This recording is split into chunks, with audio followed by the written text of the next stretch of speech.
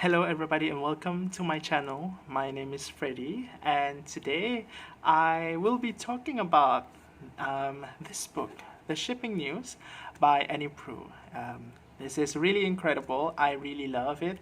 Um, it's a good start for the second half of the year, and I personally think that I feel really lucky that I found this book because when I decided to buy this book, I actually did not have much expectation on it. I didn't think that it would really become a book that I really love. And one day I just decided to pick it up and read it, and turns out this book was really incredible. So this book was actually published in my the year I was born, 1993, and it won the Pulitzer Prize for fiction and also the National Book Award. So it definitely won some really prestigious awards, and I suppose you could kind of tell from that at least this book has some literary merit. But yeah, I just enjoyed this book because of how it spoke to me, and how the writing was really beautiful. I can't say that I have a sharp eye on what determines good literature. So I just read this book and I really enjoyed it for what it is, and it's a really beautiful book. So, Quoyle is a man who is really having, a bad time in his life. He has a low self-esteem. I've never seen any other characters with that low of a self-esteem before Quoyle. He is just so lacking in confidence in himself.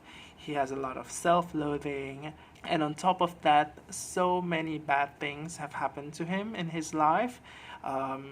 He lost his job, and even in that job he was constantly like in a cycle of being fired and hired.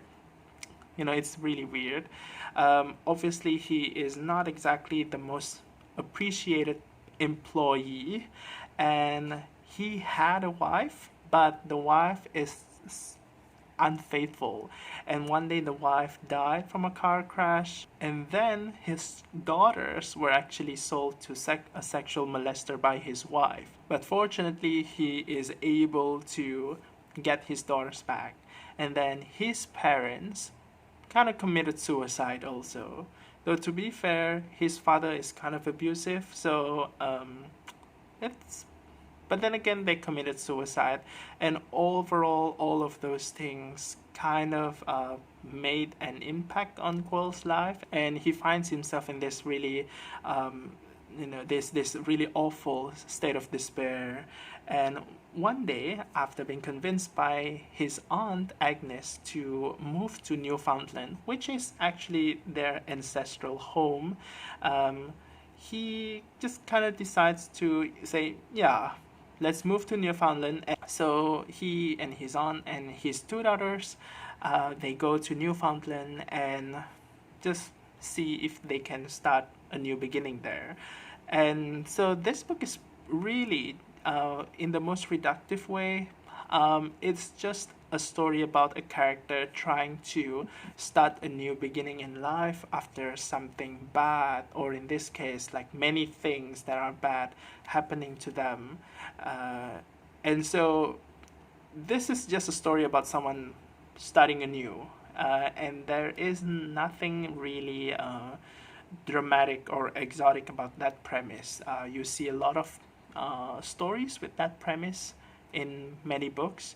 It's something that is very usual, but I guess maybe it's because it's really ordinary that this book is able to capture the audience by making it feel like it is something that can happen to a lot of people, and it is able to make that premise right in such a way that is really inspiring, almost I would say cheesy.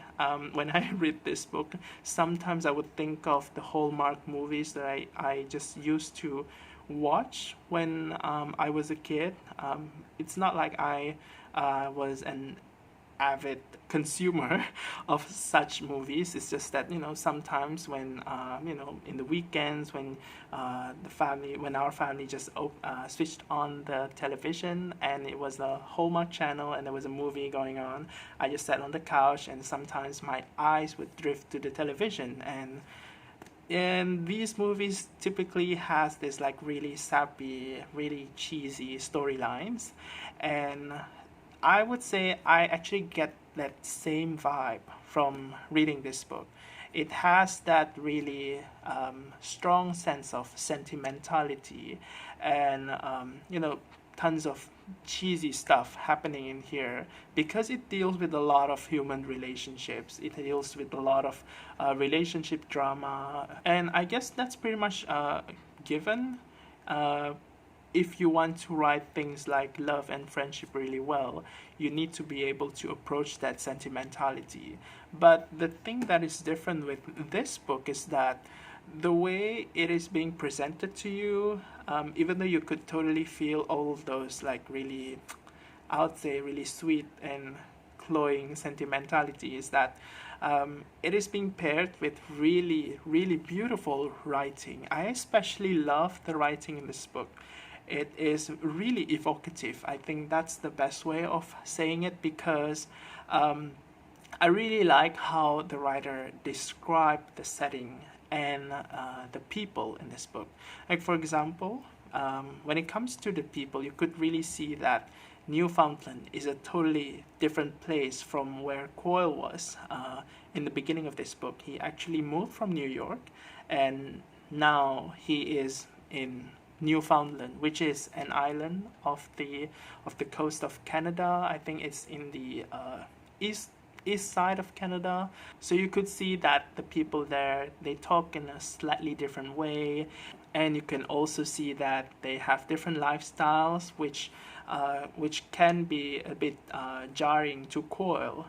And I think that is something that is really interesting because one, I actually didn't know about this place. I've never heard of Newfoundland before, so it's definitely something new that I learned. And reading this book, it actually triggered me to Google Newfoundland and just to look at pictures, just to see how it looks like, and just to learn more about that place. So that was really nice.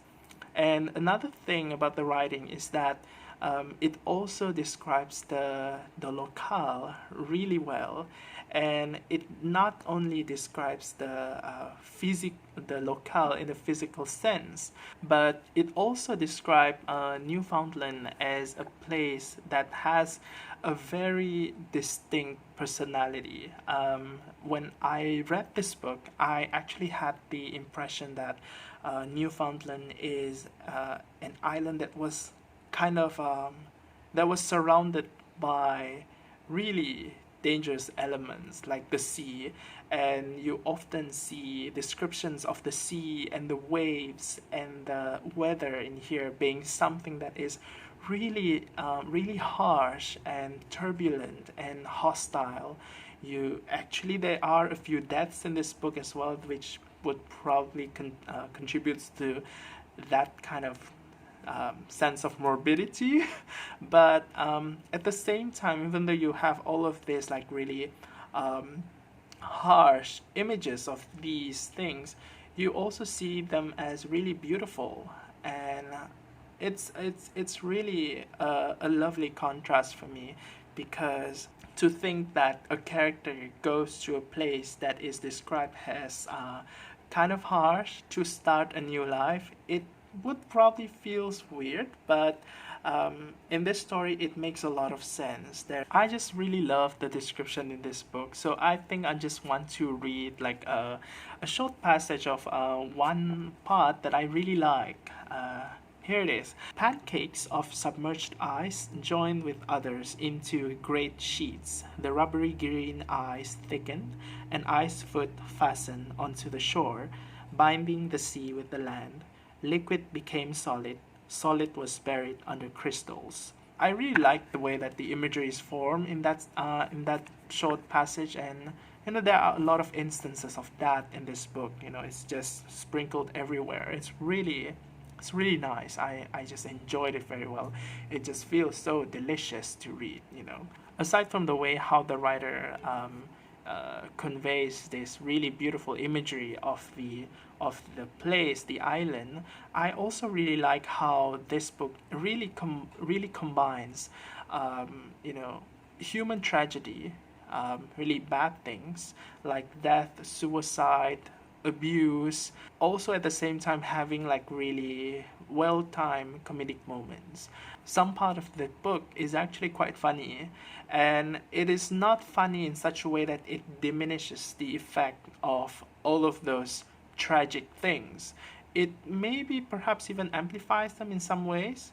There are moments in this book that felt funny, and you felt like you could giggle at the moments, and at the same time there are also parts that make you feel sad and sympathize with the character, and they don't interrupt with each other, they don't interfere with each other, but rather they kind of build each other up. So I think that's really good. I really like the way that the funny parts in this book is actually more like absurd funny, rather than just trying to be like trying too hard to be funny kind of thing. Because I think that the absurd kind of funny fits more with this book, fits more with the initially bleak tone of the book, and it also fits well with this like really I don't know, cold feel that you get. I guess maybe it's because of the constant description of the sea and the waves and the climate being very cold, and having an iceberg in the cover does not really help. And yeah, last but not least, the thing that I really love about this book is the character change. I think I really need to mention that. So remember when I said that Quoyle is probably like the character with who is the most non-assertive character that I've ever seen in books, and that is okay. First of all, I can sympathize with the character because of that trait, because I also consider myself to be not very assertive. So I like to see characters who struggle with this aspect of their lives. It was really inspiring also to see this character grow out of it. And the change actually does not happen abruptly, like maybe suddenly he becomes confident with himself at the end, but it is something that is really slow. It takes place slowly, gradually, throughout this whole story.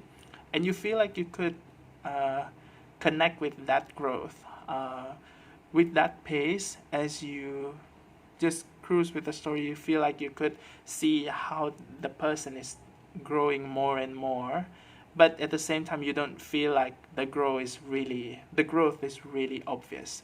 And I think it's really beautiful. It's really great to see a character changing into someone better, a better version of him. So throughout this book, you just can't help but to keep rooting for this character. And I think the most important impact of that is that you could stay with this book, you could stay with this character, because you just can't wait to see how Quoyle will develop. You just feel so excited to see what development Quoyle is going to have in his own life, in his own self, in the next chapters.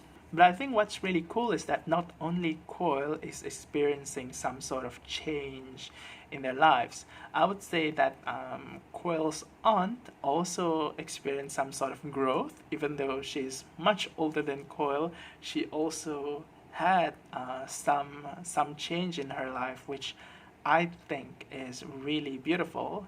And the daughters, especially the elder one, whose name is Bunny, also show some change in her life as well. She becomes somewhat of a different person than she was in the beginning of this book. I must be honest, I was actually quite annoyed by Quoyle's daughters in the beginning of this book, because they seemed quite bratty. but at the end, you kind of fall in love with the daughters also, and I think that's really great. You pretty much fall in love with so many characters in this book. It's just so wonderful, and that is why I think it's really cheesy, because this book just pretty much gives you this really strong feeling of fuzziness, and you know you it feels really heartwarming inside. So that's it for my short sharing on Annie Proulx, The Shipping News. And if you have not read this book, I seriously urge you to read this book. I just love it so much. So until then, I'll see you again in another video. So take care and bye bye.